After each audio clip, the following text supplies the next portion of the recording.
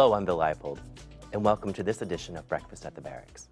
Joining me is Alex Hinton, Executive Director of the Center for the Study of Genocide, Conflict Resolution, and Human Rights at Rutgers, Newark. Alex, thanks for being here. Yeah, thanks for inviting me. Why don't we just dive right in, and can you talk to me a little bit about the mission and the goals of the center? Sure. Well, I established the center in 2007 with the support of an Academic Excellence Fund grant. Okay. And really, I think the emergence of the center is linked to the post-9/11 context, and also my own research in Cambodia and my trips to other sites of conflict, such as Argentina, Armenia, Bosnia, and other locations. And also it's linked to my teaching in the sense that things that were discussed in the class, I became very aware that there's an important message that needs to be gotten out, not just in the classroom, but to the broader public. Mm-hmm. In addition, sort of genocide as a subject, mass human rights violations as an area hasn't been studied fully if you go all the way from the origins of these conflicts to the aftermath. So that really is the origins of the center. In terms of our mission, it's to study the origins, dynamics, and aftermaths of genocide, mass atrocity, and mass human rights violations, but also the mechanisms that have emerged to prevent them and also to resolve those conflicts. If you want to say in a nutshell, right. We look at the really bad things that happen in the world, and we try and understand why they happen, and we try and understand what can be done about them, if they can be prevented or if they can be resolved. And so that's the two-pronged mission. In terms of the activities that we undertake to fulfill that mission, sometimes I think of it as a ROSE, with the acronym ROSE, which is research, outreach, scholarship, and education. And this is everything from engaging in projects that address these topics. So, for example, we have projects on genocide studies and prevention. We have a new project on the environment, sustainable development, and peace building. We have a project on humanitarianism and human rights. We have a project on conflict resolution. And within each of these different programs, there are a number of different activities that are undertaken, whether they're events, lectures, conferences that lead to books, or actual primary research. So that's the sort of research component. In terms of outreach, we're very committed to engaging with not just our student body, but also the communities at large. And there are a number of communities in northern New Jersey, diaspora communities who've actually lived through very horrible events. And so we also network with them. But I think also one thing that's distinct about the center is that we've established an international set of collaborations and partnerships all over the world. So we're connected to institutions in Argentina, in Cambodia, Armenia, Ukraine, Bosnia, Rwanda, and a number of other places. And these facilitate and enable students, for example, to go abroad and live and do research and work in these different contexts. Last summer we had some students who went to Cambodia, a delegation, and they actually did an internship with our partner, the Documentation Center of Cambodia. Okay. We've had students come from Cambodia and study on our campus, and we also do research. So in terms of outreach, these international partnerships, I think, really exemplify the Rutgers slogan, Jersey Roots, Global Reach. I mean, that's exactly what we're doing. In terms of scholarship, the S pedal of the ROSE, right. We have a book series, a partnership with Rutgers University Press that we've established. We have ongoing lectures. We have lectures that are basically taking place every week or every other week. We have symposium. We just had a big conference on Hurricane Katrina and its aftermaths. Okay. And we're going to have another conference on forgotten genocides in late March. And we're going to have one on the environment and peace building. So these events go on. One other thing we're trying to do, if we move on to the education component of things, the E of the ROSE, is to really integrate students in these different things. So for example, when we have our Forgotten Genocides conference, we have a graduate student who's directly involved in it and who will be one of the editors of the book that emerges from the conference. And we're trying to do that every year with our students. Okay. We also have in terms of curriculum, we're developing hopefully a graduate certificate in genocide and human rights. We have students who've created a human rights hall community on our campus, sort of modeled on the Douglas, what existed at Douglas College before on this campus. So again, this is just a snapshot, but we have all sorts of things taking place to fulfill our mission. under the acronym of the ROSE. Well, let's talk a little bit. One of the things you had mentioned a lot was students. Yeah. So can you talk to me, are undergraduate students working with you, graduate students, Sure. meaning master's, PhD? What's the breadth of student working with you in terms of the research center? Well, all of the above. We have a number of student associates, and those student associates include a number of undergraduates. So the human rights community that we just started this year that I mentioned consists of, it's a pilot project, so it's the first year, and it's going to keep going after this. But a number of undergraduate students are actually working with some graduate students to, for example, they put together a lecture series. They're going to have a project at the end of the year that they all work on, but to basically spread awareness about genocide, human rights, and mass atrocity, and for themselves to sort of engage with this topic on a sustained basis over the course of a year. But we have students that meet with our speakers. Students go, as I said, go abroad. We're in terms of curriculum in the Division of Global Affairs, which is a graduate program on our campus. Students can concentrate in genocide and human rights. And my sort of ultimate goal is hopefully to have perhaps a PhD on this topic down the road. So we've, this is something that's very much developing. But I think it's important to the students as well to be directly involved in these things and empowered through the center, and that's absolutely critical to us. Let's talk a little bit about collaboration. Obviously, you talk a lot about projects, students. Sure. Obviously, you're not the only person in the center. So talk to me about who you collaborate with or how you do that with different departments. Absolutely. Well, it sort of depends on what's taking place and what the focus is, the area of concern. So, for example, when we had our symposium on Hurricane Katrina, art and disaster, Hurricane Katrina 5 years later, which brought in all these artists from the New York area and also beyond the New York area, we partnered with Clem Price's Institute for that because it directly relates to his concerns with ethnicity, race, and culture. So it's sort of a variable mix. It's also in terms of, we have a series of films that we do. We bring in speakers and poetry, so it's something that we can collaborate with our MFA program on. We also, in terms of having some of the different events, we frequently, because of my research in Cambodia, we have a very large amount of content, by no means the majority, but we always have something going on linked to Cambodia. And this is in part due to our partnership with the Documentation Center of Cambodia, which actually co-sponsors a lot of these events and helps arrange for different speakers to come. So next semester, we're going to have the lead prosecutor at the International Tribunal that's taking place in Cambodia is going to come to campus and speak. This is because of our partnership with the Documentation Center. So it's just a snapshot. So, really in terms of running a center like this, constantly interacting, this is part of the fun with other people and trying to figure out how interests can come together and you can do, hopefully, creative things and things that are important. You talk about Cambodia. A lot of your research has to do with the Cambodian genocide. Of all the genocide incidents, why Cambodia? What interests you about that? What's your connection to that? Yeah, it's interesting. I came to genocide and through sort of an indirect route. As a graduate student, I'm an anthropologist, and so while I was a student, I initially wanted to study go to a country that was a Buddhist country, and I was initially interested in issues of psychology, what is sometimes called ethnopsychology. How do local people understand emotion, self, trauma, so on and so forth. And I went to Cambodia in 1992, and of course, I was deciding between Tibet and Cambodia at the time, and Cambodia afforded the opportunity because a UN mission had arrived, and they were about to have elections. 5 years earlier, probably wouldn't have been possible. But when I was there, I knew about the history, but I was struck by how people would always talk about what had happened under the Khmer Rouge in Cambodia from they perpetrated genocide from 1975 to 1979. And even, this was in 1992, many years later, people were still talking about it. But, there's one experience that really stood out. There was, I lived with a family when I first went there. I was trying to learn the Cambodian language. It was one step as an anthropologist. Of course, you have to do that. And we were having dinner, and I remember one night in Cambodia at that time, the generators weren't that good. And so power would come on and off, but we were eating dinner and suddenly the lights all went out. And there was sort of a pause and a silence, and you could see, the father of the family smoking his cigarette, and you would see the embers burning in the darkness. And then suddenly he just started talking about his experiences under the Khmer Rouge. He had actually been in the military, working with the U.S. military and Air Force, and he had gone to a re-education camp. He'd almost been executed. He had never mentioned this before, and then suddenly in the darkness, this began to be spoken about. You know, so I've talked to a number of people. Often these stories will emerge, you know, out of the blue like this, and people often end with a question, you know, how did this happen?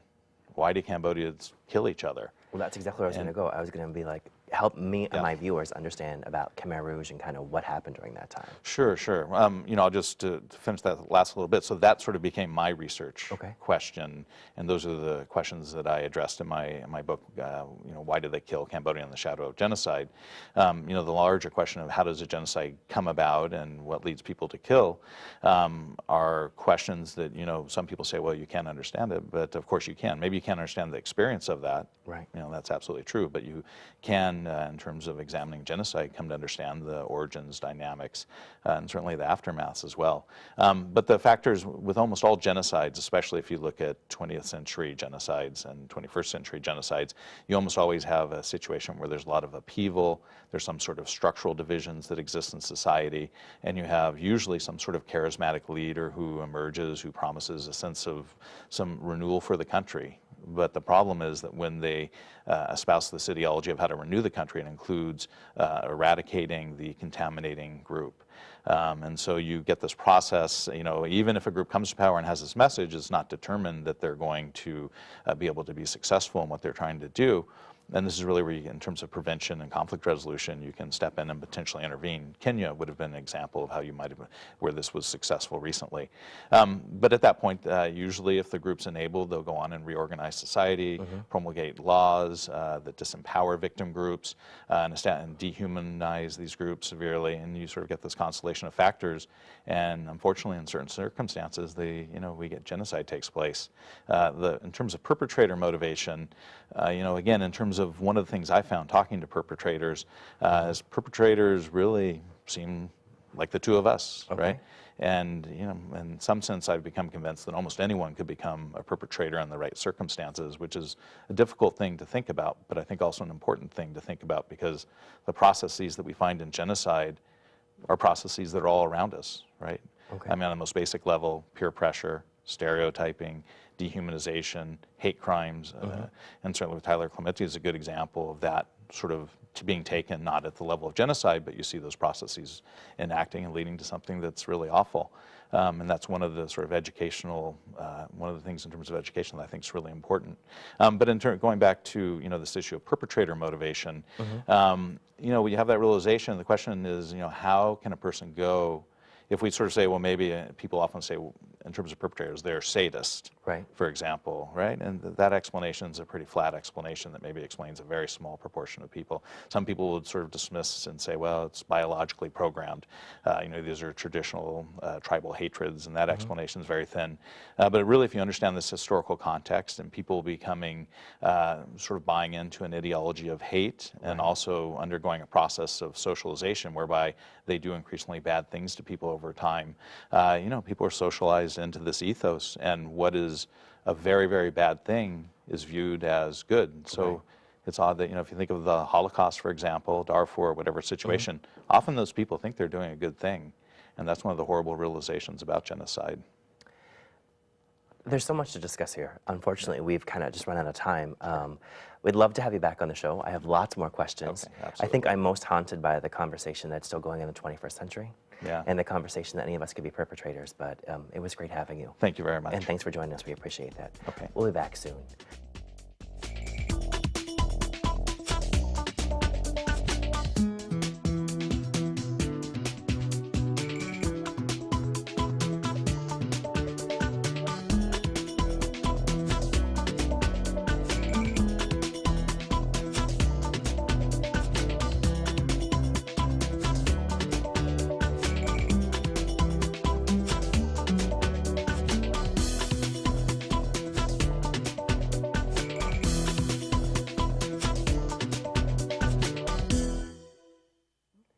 Hello, I'm Bill Leopold, and welcome to this edition of Breakfast at the Barracks.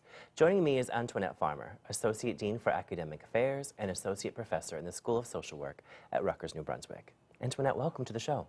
Thank you so much for having me here today. I'm excited that you're here. I want to dive right into your research because it's fascinating to me. You do research on the issue of parenting. So, how do you define parenting, and kind of what does your research entail around that area? Well, parenting is a very complex construct to measure. Okay. Because it's influenced by individual factors, it's influenced by community factors, and the individual factors of the parent play a role in parenting. If a mother's depressed, she may use more harsh punishment. The individual factors of the child, it seems that if a child has a bad temperament, you know, parents use more harsh punishment. And also the gender of the child plays a role in parenting as well. So, and also the cultural values, the culture where you come from affects parenting as well. So parenting is a very complex phenomenon. I tend to measure parenting. My studies have looked at like 3 aspects of parenting. One is parental monitoring. And by that I mean, how do you monitor your child's behavior?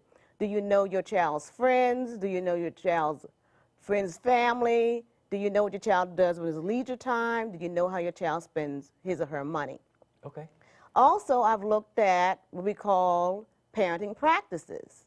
In parenting practices, I've looked at use of harsh punishment, rejection-oriented behaviors, inconsistent parenting. And it seems that those 3 aspects also play a role in what we call children developing conduct disorder. Conduct disorder is a child who gets in trouble at school, at home, may set fires, fights, violate the basic rights of others. Okay. And those 3 aspects of parenting seem to play a role in the development of that disorder.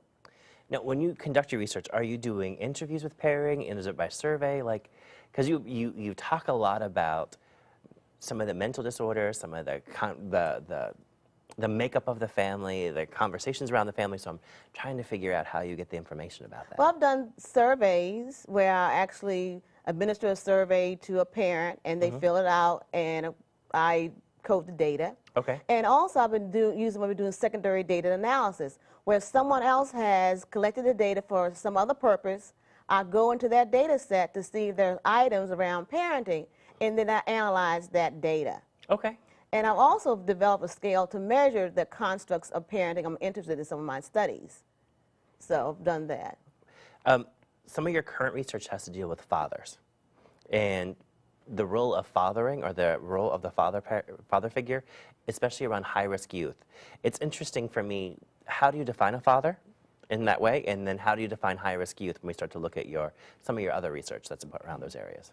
Well, since I do secondary data analysis, I looked into the data to see if they have asked data from a father figure in the household. Okay. So the adolescent identifies that they have a father figure living in the household, and the father figure has to answer some of the questions related to parenting. All right. One study I conducted, I looked at fathers' parenting styles. And fathers' parenting styles is conceptualized as authoritative parenting, authoritarian parenting, permissive or uninvolved parenting.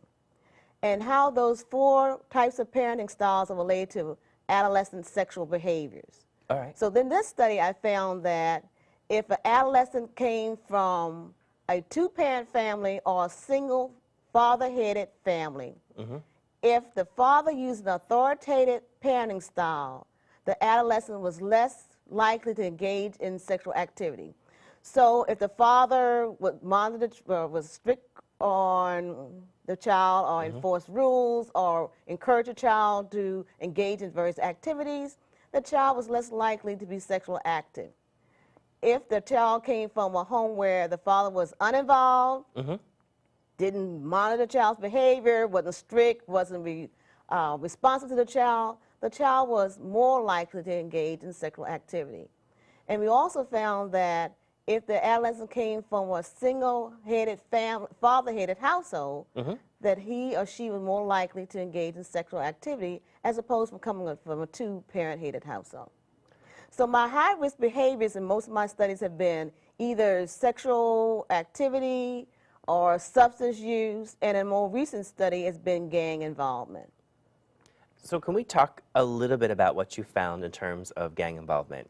Because I think that's an interesting kind of topic. What are some of the things that you found in terms of your new research with gang involvement? Are those folks more likely to do certain things, more likely to be involved in high-risk activity?